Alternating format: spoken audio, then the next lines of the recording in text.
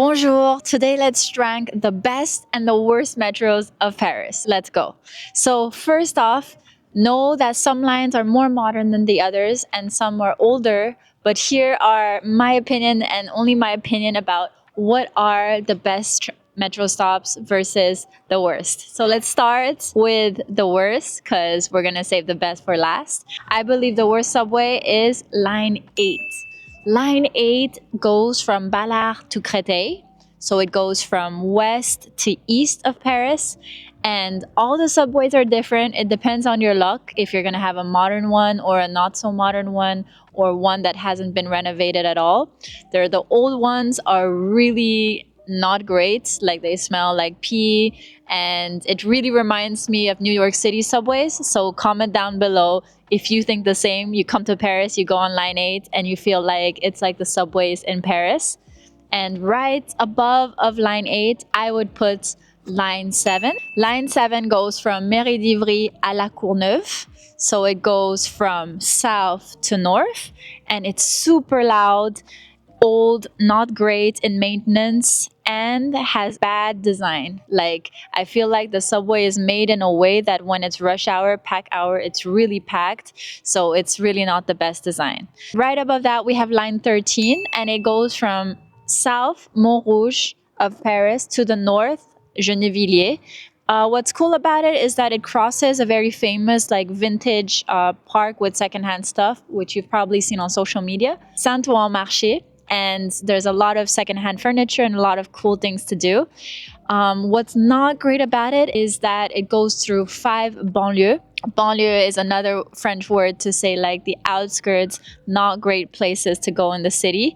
And that they do not go through the best districts. So this is why line 13 is part of the lower ones. Then we have line 10, which line 10 goes from Saint-Cloud to Gare d'Austerlitz, which is a train station.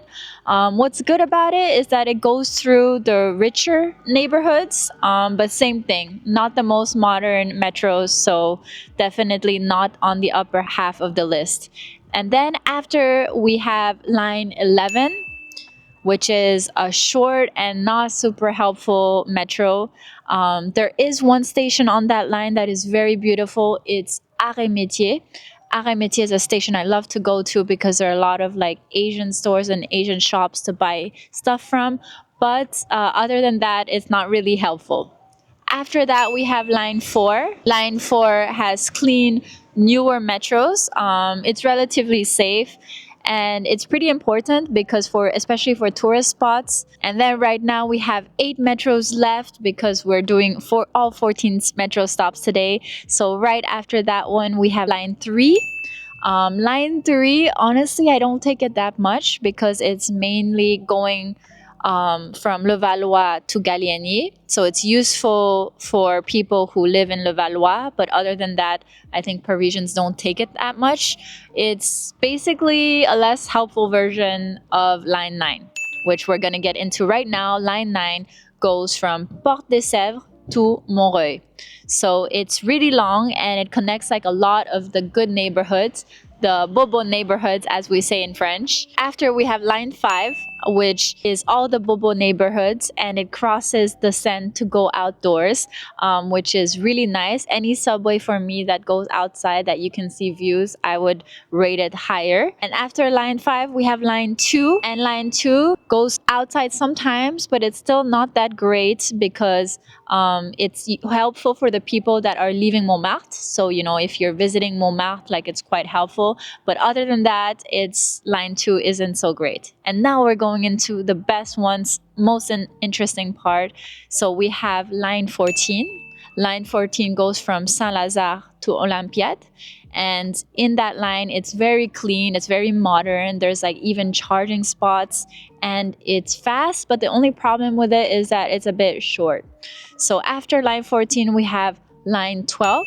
Line 12 goes from Mairie d'Issy to Porte de la Chapelle. A lot of people live there and it passes really cool areas. For example, it passes through Montmartre and it passes through Concorde and a bit of the south. And then now in our last 2 best ones, we have line 6, which, a lot of people say is their absolute favorite. Probably because it has the most iconic views of the Eiffel Tower. And it's good for people who live in Rive Gauche, so the left bank. It has beautiful views. And I think it's just super cool that the stations are outdoors. So while you're waiting, you can still see the views. And if it's summer, it's going to be nice weather outside. And it's nice to be able to go overground, right? I know that in London, they have underground and overground as well.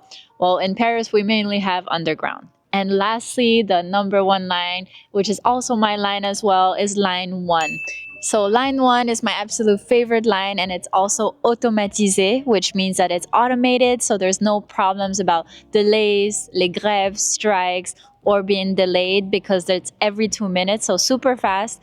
There are people who live there, and there are also businessmen because they all go to work to La Défense. And there are a lot of tourists because it goes straight across Paris, so it goes through all the important landmarks, and it's just really modern as well. So one thing to keep in mind about Paris metros is that you have to be aware of your things because it's a capital big city. So I would say be a little bit aware for line 1, line 2, and line 6. There are definitely some subways that are more prioritized in renovation than others, but they're still in generally great. And, you don't worry about like security reasons. Most of the times people are aware of their surroundings and will keep a watch out for you. Hope you enjoyed my ranking from worst to best metros in Paris. Let me know if you want more of these videos in the comments below. Merci beaucoup, à bientôt et à demain.